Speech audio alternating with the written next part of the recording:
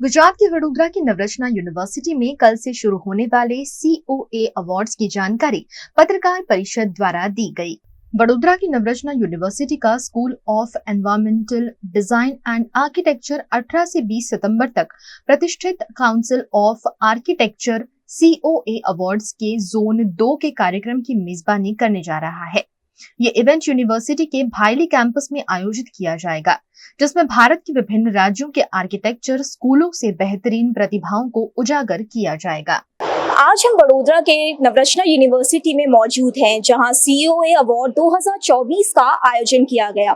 इस आयोजन के तहत आर्किटेक्चर स्टूडेंट्स अपनी कला का प्रदर्शन करते हुए नजर आए, जहां पे कुल 7 राज्यों से हमें 100 से भी ज्यादा एंट्रीज देखने को मिली। ये आयोजन 18 से 20 सितंबर तक चलेगा, जहां पे आखिरी दिन में COA के प्रेसिडेंट अभय पुरोहित आकर विनर की घोषणा करेंगे, जिसमें देश भर के प्रमुख जूरी छात्रों को डबल बिंग प्रोसेस के थ्रू जांचेंगे और विनर की घोषणा करेंगे। तो आइए जानते हैं इस प्रोग्राम के बारे में। ये जो COA अवार्ड्स है वो आर्किटेक्चर स्टूडेंट्स को किस तरह की अपॉर्चुनिटी और एक्सपोजर प्रोवाइड कर सकती है?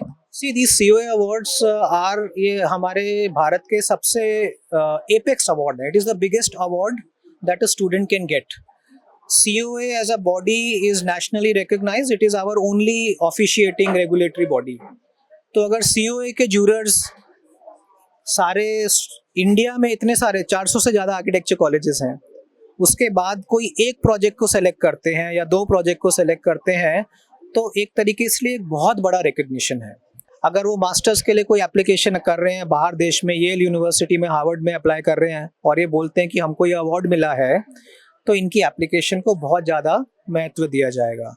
अगर इंडिया के कोई बहुत अच्छे ऑफिस में ये जॉब के लिए अप्लाई करते हैं और अपने CV में सबसे ऊपर लिखेंगे कि हमें COA एक्सेलेंस अवार्ड दिया गया है, तो उनके लिए, उनके कैरियर के लिए it is a very good thing.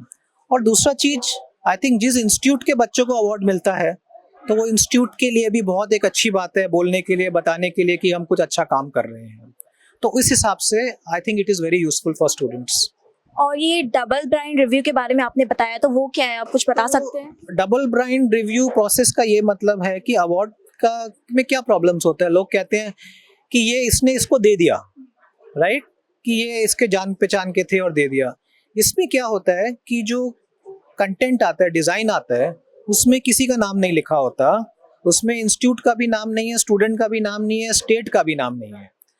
तो जो जूरर इसको देख रहे हैं, एग्जामिनर देख रहे हैं, वो खाली वो काम की वैल्यू देख रहे हैं, उनको पता ही नहीं ये किसका है, पता भी नहीं कर सकते। तो which means that there is no possibility कि किसी को फेवर दिया जाएगा। अवार्ड की महत्वता तब बढ़ती है जब हमें ये विश्वास है कि ये लागभग से या किसी के इन्फ्लुएंस में अवार्ड नहीं दिया गया है, so that makes it more authentic. और ये जो कंस्ट्रक्शन वीक और टिंकर फेस्ट जैसे प्रोग्राम है, वो बच्चों को कैसे मदद करे? तो कंस्ट्रक्शन वीक हमारे खुद के बच्चों के लिए प्रोग्राम होता है। आपने बाहर देखा होगा कि स्टील के स्ट्रक्चर बनाए हुए हैं या लकड़ी के स्ट्रक्चर बनाए हुए हैं। ये जो स्ट्रक्चर बनाते हैं, इसके लिए कोई मार्क्स नहीं मिलते हैं, ये फन के लिए बना रहे हैं। तो जिसे बोलते हैं अच्छी यूनिवर्सिटी की वो निशानी होती है जहाँ क्लास खत्म होने के बाद भी बच्चे काम करते रहते हैं। तो मतलब इनको और काम करना है और अपने हिसाब से आइडियाज़ लाके ये कुछ क्या खड़ा करते हैं और फिर इनके पेरेंट्स देखने आते हैं, इनके फ्रेंड्स देखने आते हैं। So this is beyond books, this is beyond curriculum. And कल रात के 2-4 बजे तक ये लोग काम कर रहे थे। एंड कंस्ट्रक्शन वीक और tinker fest is not for marks, it is not for credits, and they are doing it on their own.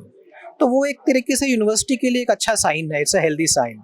और फ्यूचर में हमें नवरचना यूनिवर्सिटी के द्वारा ऐसे इनिशिएटिव्स देखने को मिल सकते हैं? और जरूर, बिकॉज फ्यूचर में नवरचना यूनिवर्सिटी अगले साल अर्बन प्लानिंग पे बहुत काम करने वाला है, बिकॉज वी फील कि वहाँ पे यूनिवर्सिटी ज़्यादा कंट्रीब्यूट कर सकता है। तो next year onwards, by December onwards, आपको अभी आर्किटेक्चर प्रोजेक्ट्स दिख रहे हैं, आपको अर्बन रिलेटेड, वाटर रिलेटेड ज़्यादा प्रोजेक्ट्स दिखेंगे। जो COA अवार्ड सेरेमनी है, वो बच्चों को किस तरह की अपॉर्चुनिटीज और एक्सपोजर प्रोवाइड करेगी?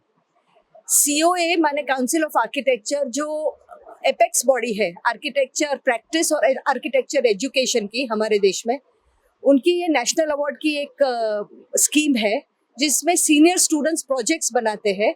और हमारा जो जोन 2 में जो गुजरात आता है दूसरे 7-8 स्टेट्स के साथ, उसका जो जूरी का जो असेसमेंट होगा वो नवरत्ना यूनिवर्सिटी में हो रहा है। वो हमारे लिए बहुत एक गर्व की और आनंद की बात है। पूरे देश में से 100 जितनी एप्लीकेशंस आई है हमारे जोन 2 में, और ये जूरी मेंबर्स है वो they are all distinguished architect educators. तो वो यहाँ आएंगे, डेलीगेट्स आएंगे, असेसमेंट होगा सभी प्रोजेक्ट्स का और अवार्ड्स नक्की किए जाएंगे। लेकिन उसके साथ साथ एक हमारा और नवरत्ना यूनिवर्सिटी का जो एक प्रयास है कि भाई हम जो बिल्डिंग्स बनाए वो सुंदर तो हो लेकिन इकोलॉजिकली और एनवायरमेंटली एक अप्रोप्रिएट हो। हमारी अभी की फ्लडिंग सिचुएशन है, हमारी जो एक ग्लोबल वार्मिंग की सिचुएशन है, तो उसको सब ध्यान में रख के वाटर की जो रिसोर्स स्कैरसिटी की एक सिचुएशन है, तो उसको एक ध्यान में रख के एक रिस्पॉन्सिबल डिज़ाइंस तैयार करें। वैसी हमारी ट्रेनिंग है नवरत्ना यूनिवर्सिटी की, और ये एग्जीबिशन भी हमें देखने को मिलेगा कि ऐसे प्रोजेक्ट्स को प्राधान्य मिलना चाहिए। और अभी के नए आर्किटेक्ट्स जो आएंगे वो ये सेंसिटिविटी से, ये समझ से अपने बिल्डिंग्स डिज़ाइन करें। और मुझे बहुत आनंद है कि हमारे जो प्रोवोस्ट है प्रोफेसर प्रत्युष शंकर, जो डीन सेडा के डीन भी है, उनकी एक इंटरनेशनल लेवल पे एक अर्बन डिज़ाइन की एक्सपर्टीज मानी जाती है। उनकी एक ये जो किताब है ऑक्सफोर्ड यूनिवर्सिटी प्रेस द्वारा पब्लिश की गई, history of urban form of India. तो पहले से अभी तक कैसे डेवलपमेंट हुआ अर्बन सिटीज़ का, डिज़ाइन का, उसमें कौन से जो फीचर्स है, कौन सी इन्फ्लुएंसेस है, वो सब ध्यान में रख के ये किताब निकली है। तो ये एक हमारे लिए बहुत अच्छी बात है। और इसके तहत क्या क्या बदलाव हमें देखने को मिल सकते हैं, जो अर्बन डेवलपमेंट प्रोग्राम आप लोग ने शुरू किया है? हाँ, इसमें एक जो अभी ये क्लाइमेट ग्लोबल वार्मिंग की वजह से जो एक रेडिकल चेंज आ रहा है हमारी क्लाइमेट पैटर्न्स में, तो उसको ध्यान में रख के हमें बिल्डिंग्स बनाने हैं। और बिल्डिंग्स यूजफुल होने चाहिए, फंक्शनल होने चाहिए, और सुंदर भी डिज़ाइन की तरफ से एक सुंदर और एस्थेटिक्स भी होने चाहिए। तो हमारे स्टूडेंट्स में ये एक जो रिस्पॉन्सिबिलिटी है, हमारी एक जिम्मेदारी बनती है डिज़ाइन जब हम करते हैं, तो ये जो एक एटीट्यूड डेवलप करना है, वो एटीट्यूड ऐसे कॉम्पिटिशन्स और ऐसी एक ट्रेनिंग ऐसे फैकल्टी द्वारा होती है।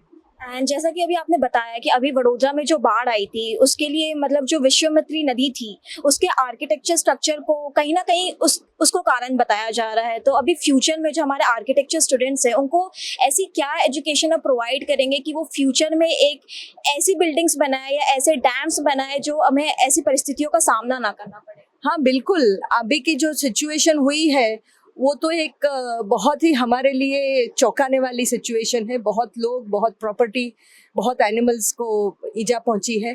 तो अभी हमारे नवरत्ना यूनिवर्सिटी में भी हम एक दिसंबर जनवरी में एक रेजिलियंस, सिटी रेजिलियंस का, सिटी शुड बी रेजिलियंट।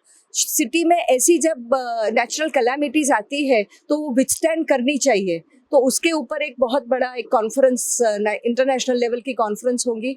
हमारे नवरत्ना यूनिवर्सिटी में खोज प्रोजेक्ट्स चलते हैं जो एक लोकल लेवल और नेशनल लेवल के हमारे जो प्रॉब्लम्स है, समस्याएं हैं, उसको लेके, चैलेंजेस है, उसको लेके अपने तरफ से मल्टी डिसिप्लिनरी अप्रोच से उसका सॉल्यूशन निकालने का उनका वो प्रोजेक्ट का प्रयास रहता है। तो उसमें भी ये जो बाढ़ की सिचुएशन हुई है, वो ये बार की हमारी खोज प्रोजेक्ट में इसके ऊपर ज़्यादा काम होगा।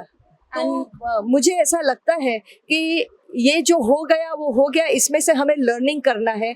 लर्निंग ये करना है कि अभी हम हमारे सिटी को विश्वामित्री है या जो भी अभी ज़्यादा पानी गिरने वाला है उसका आयोजन उस तरह से करें कि ऐसी सिचुएशन, ये लेवल की सिचुएशन फिर से ना आए।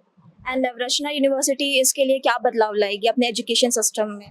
हमारा नवरत्ना यूनिवर्सिटी का एक सेंट्रल एक यदि जो एक इथॉस या फिलोसॉफी है वो एक सोशल रेलेवेंस का है। हम कोई भी डिसिप्लिन में कुछ भी पढ़ाते हैं तो उसका इम्पैक्ट सोसाइटी पे, खास करके हमारे देश की समस्याओं को हल करने में कैसे मदद कर सकता है, वो एक फोकस तो हमारा यूनिवर्सिटी का पहले से है।